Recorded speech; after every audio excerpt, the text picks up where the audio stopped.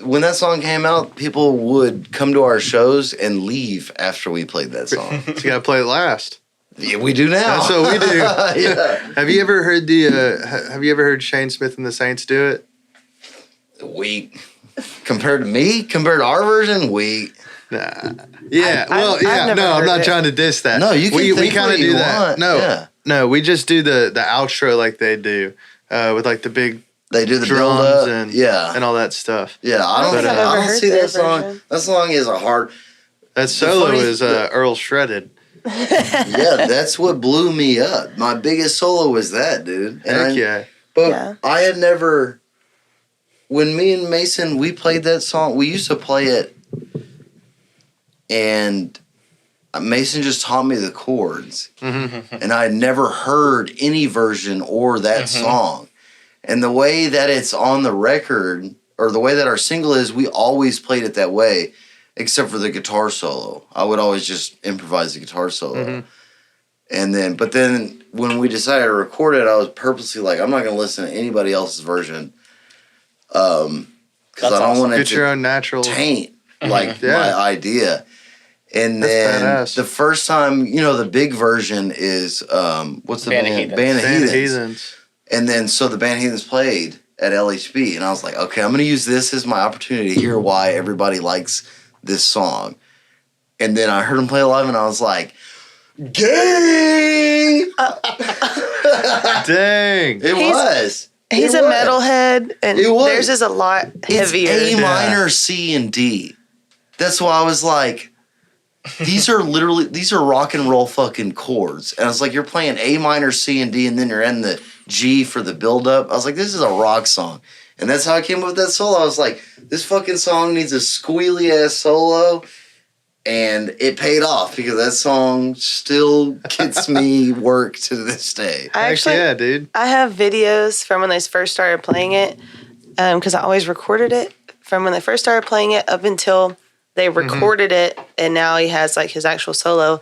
And so it's really cool to like watch those videos back like in order and see how it's like progressed, because there's some like when he first started playing it, like you could hear a little bit of what's in it now, but like he definitely like progressed every show. But there was one day he just like woke up, he was on the way to the studio, and he was like, I got it. The day of recording it. Like I need to go put this on the track right now because I have it. But like it was just so cool to see how it like just progressed over, 6 months or however long it was. Yeah, none of my solos on the album are that memorable. But it's just so easy. I'm just trolling the Band of Heathens, but they are lame as fuck they only played for like an hour and a half and left. Yeah. And they ate pita chips in their green room. I haven't heard the Shane Smith version, so I can't attest to that. They're all, I've heard. But theirs is based off of Shane Smith. Their rendition of Hurricane. That's what he was saying. I mean, if you like there's so many versions. There is, yeah. I mean, nothing like GCD. It's like we were just I say that. So. Yeah, don't cut this camera off now.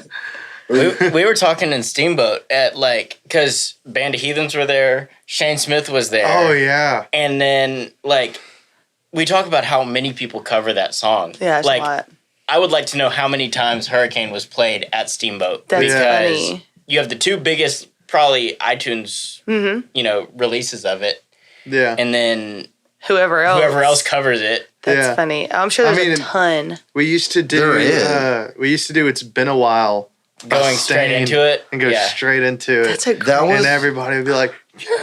Oh, I love But that was the motivation for when we did it for that solo. It's because... Same chords. But it's that nobody did it that way. Everybody does it in a blues style.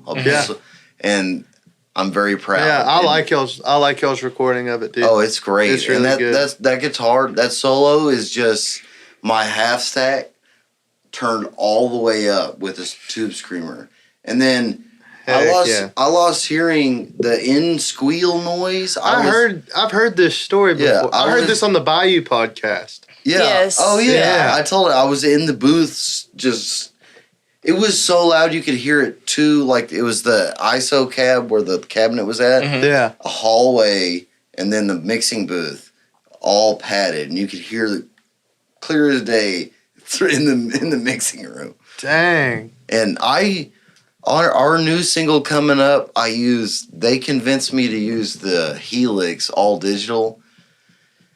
And the solo came out great, but I'm listening to the mix and I'm like missing the character. I'm big digital on the stage live, tube amps in the studio. Yeah, that's how I am too.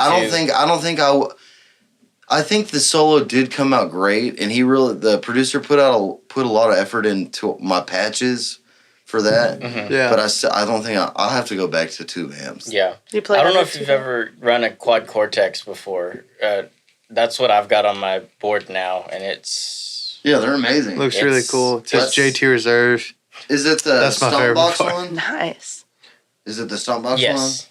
Yeah, I use the floor Helix with Yeah, the pedal. I had one of those several years ago. I like mine. I mean, mine's great, but I don't know if I use it in the studio. There was something about the amp simulator, like the amps in it, that I just didn't get.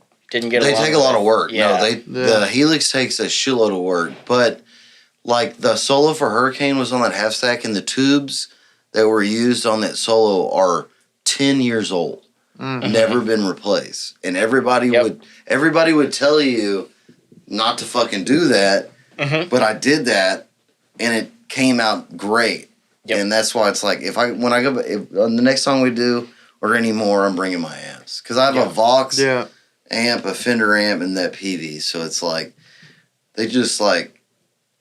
I really believe that, like the digital stuff, they pride themselves in sounding the same day after day, which works good live when you're playing.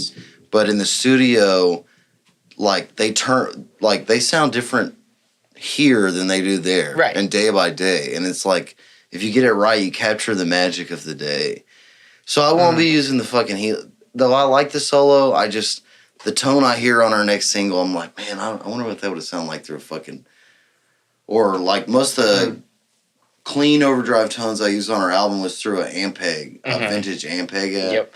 I'm like, man, I wonder what... But they sound great. It's probably... I mean, all this is shit that only I fucking think about, I'm sure. Yeah. This is all gibberish to me, man. I know. But I don't ever have to... That's why when you said... That's when like, I'm going to bring my guitar, I was like, yeah, fuck. I love it when guitar players Heck yeah, dude. That's when gearhead right here. Yeah, when Logan came, we talked about gear. I mean, I mostly have singers and frontmen on, so to have a guitar player. Yeah, dude. And there's not a lot of representation in the guitar player community. Or the female community. What? I'm the only female that's ever been on the podcast. Oh, you are.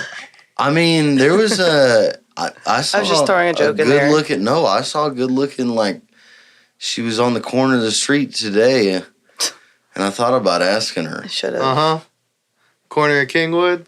No. Kingwood Drive in Westlake, Houston? This was in the hood. We did photos in the hood today, bro. It was the ghetto. There were homeless people freaking out. Oh my God. That would be an episode right there. We should walk around and talk to people. Yeah. That's what my live stream, like in the wild. I thought about getting the photographer today. I was like, hey, if I go on, just give me a shot with me and a homeless person. She probably would have done it. I know she wouldn't, but that's not the vibe. We've actually had Avery on before. His daughter, she came in one night and talked to us, and we said, what's your favorite song? And she said, Hurricane. And we're like, oh, who's your favorite band? She's like, the Gulf Coast Drifters and Billie Eilish. That's really cute. Like, who's your favorite singer? Mason. Hey, I put Hurricane on blast. I mean, she knows every word to that song, and I make her play air guitar, but she she won't do it. She's embarrassed. We taught her Smoke on the Water the other night on her guitar. Awesome. She got a little electric in there, a little. I think we've got.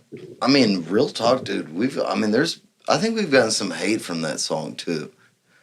Like, just because it's not the way it should have sounded. You know, it's not like country, and then squealy guitars throw a lot of country guys off. Right? Yeah, but at the same time, and this is no diss to any artist, but there's so many people that start off country.